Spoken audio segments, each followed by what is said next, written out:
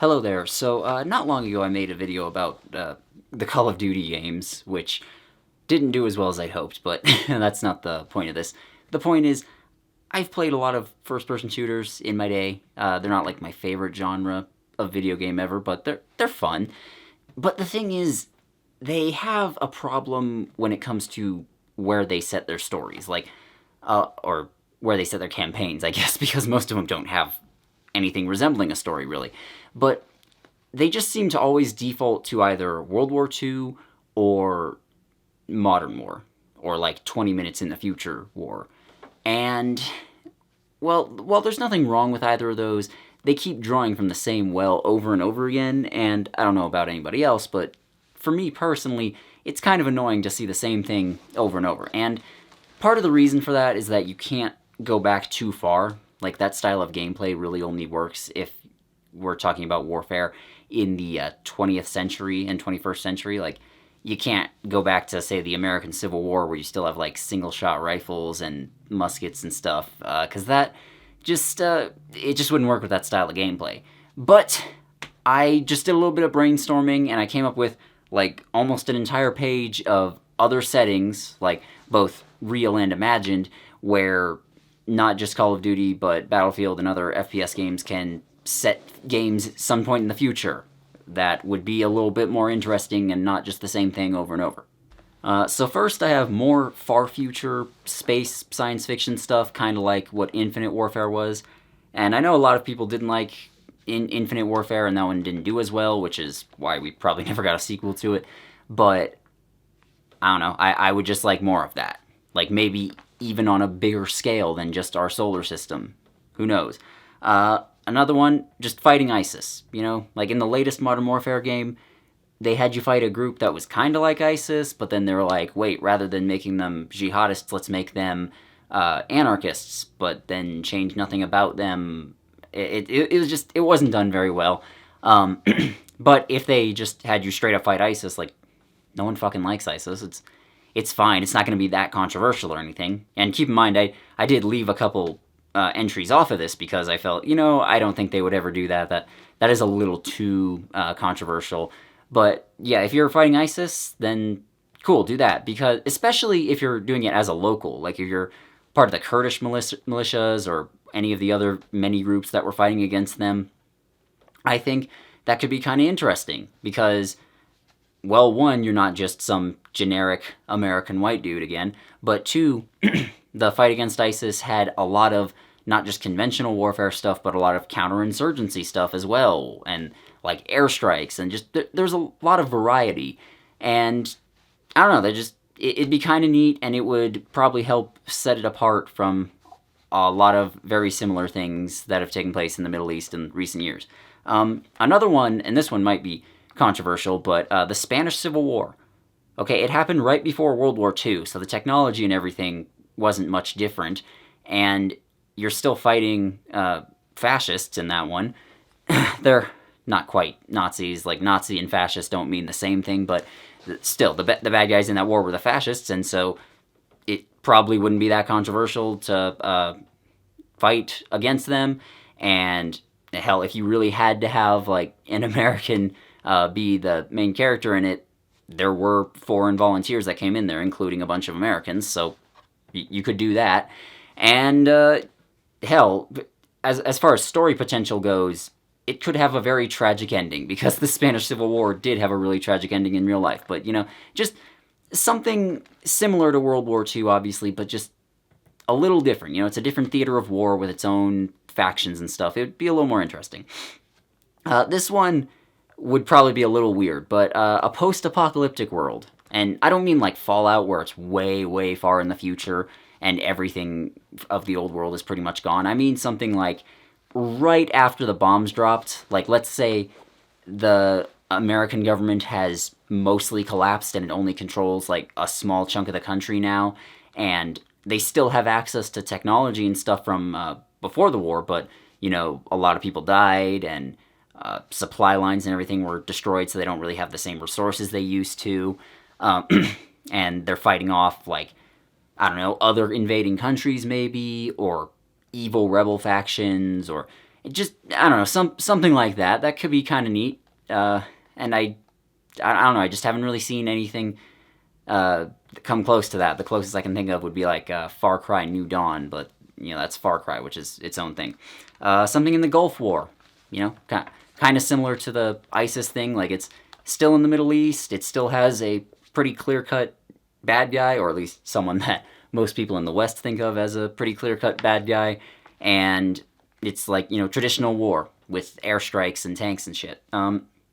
Something in the Russian Civil War. Now, a couple of years ago, Battlefield 1 came out, and that was about World War I, and it kind of worked in some ways, and kind of didn't work in other ways, mostly because they tried to, like, half-assedly make it a stealth game, and it didn't go well. But, the Russian Civil War was, like, huge for starters. It took place over a massive area, so you'd have, what's the word? Potential. You'd have potential to have, like, urban combat and guerrilla warfare, and you can fight out in the tundra and in forests and fields and like all kinds of stuff like that, which would be really neat. And a whole bunch of countries participated. There were a bunch of different factions involved in there, and again, maybe a little too controversial, but still, it'd be neat, if nothing else. World War II, but in China. Like, I don't know if I've ever seen a video game that's about World War II that focuses on China. I don't think that's ever happened. Like, it's pretty much always just focused on the European theater in World War II. And I guess we had Call of Duty World at War, which was about the Pacific theater, but even then, people forget China was involved. Like, 20 million of their citizens died in that, so there was some really large-scale fighting there. It'd be kind of neat. The Iran-Iraq War. I don't want to go into too much detail about that, but it is the biggest war that's ever been fought since World War II. Like, it was big. It was kind of interesting. People don't know all that much about it. Like, why not? Give it a shot. The Yugoslav Wars. Those were pretty nasty. They really were, but again, they were like proper wars. They weren't just like skirmishes against the government or anything. So you have like battles and sieges and stuff that you can put in your game. And I don't know if there'd be clear-cut good guys and bad guys, but I mean, there rarely is in war anyways. Like, that doesn't stop them from doing it with the Modern Warfare games. I mean, fuck. In those, it's just like, okay, America and NATO are the good guys by default. It's like, I guess you could do that in Yugoslavia. Fights against cartels in Latin America, particularly in Mexico. So the thing a lot of people don't understand about the cartels is that they're really big organizations with a lot of money and a lot of weapons, and like they're basically just their own private armies in some cases. And so the police and militaries in the places where they operate do have to go against them, and they have like actual full-scale battles fighting against them. So I just think that'd be really neat and something quite a bit different to focus a game on. The war in Somalia, like with Black Hawk Down and everything, that would... I don't have a lot to say there, it'd just be kind of cool. The fight against Boko Haram in Nigeria. Like, Boko Haram is pretty much the only organization that allied itself with ISIS, I think. Because even other jihadist organizations hate them, like Al-Qaeda and stuff. They hate ISIS, they think they're extreme. But Boko Haram did actually take over a chunk of Nigeria and some of the surrounding border countries for a little while, and the military did have to drive them out. And even nowadays, I believe there's still an insurgency going on, so there's a lot of potential there. Again, World War II, but this time focusing on the war in Yugoslavia. Like, again, that's a front that I don't believe I've ever seen even a single part of a World War II game take place in, and it was pretty neat in real life. You had multiple competing factions, but the majority of the country wound up being liberated by Tito's partisans, and not even by the USSR or the Western Allies. Like, they managed to do it not completely by themselves. Like, they did get supplies and stuff from the other allies, but they managed to free most of their country almost entirely on their own. So that's really impressive, and I feel like a game celebrating them killing Nazis and Ustacha. Let's not forget the Ustacha. Like, they were even crazier than the Nazis in some ways, but a game about killing those people, that would be a lot of fun, I think. This one, I don't think we'll ever get a game of, but the Rhodesian Bush War, because that one, I kind of just want to play that because it'd be fun to shoot the leaders of Rhodesia, that all their names are escaping me now, but just fighting against apartheid, that sounds like fun.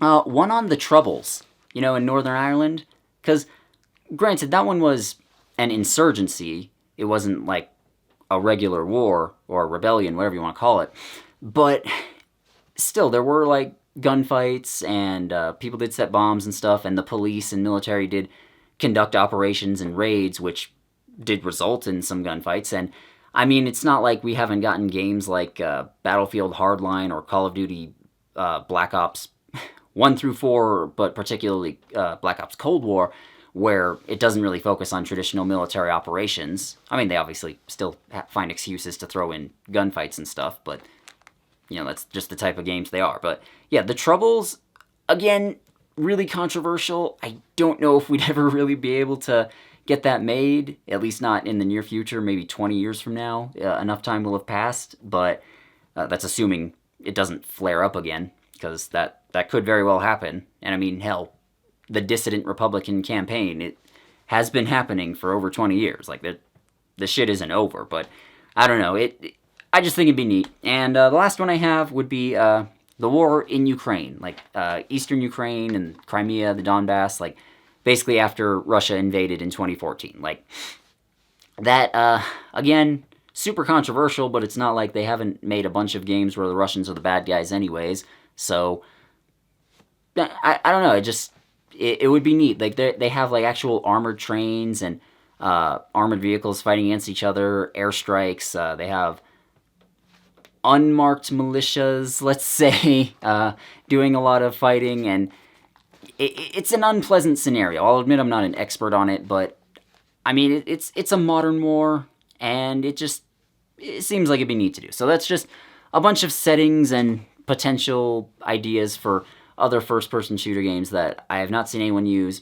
I don't expect most of them to be used, but like, if this gets to like a producer or developer or something, like, just throw some of those at your boss. Like, try something different, please.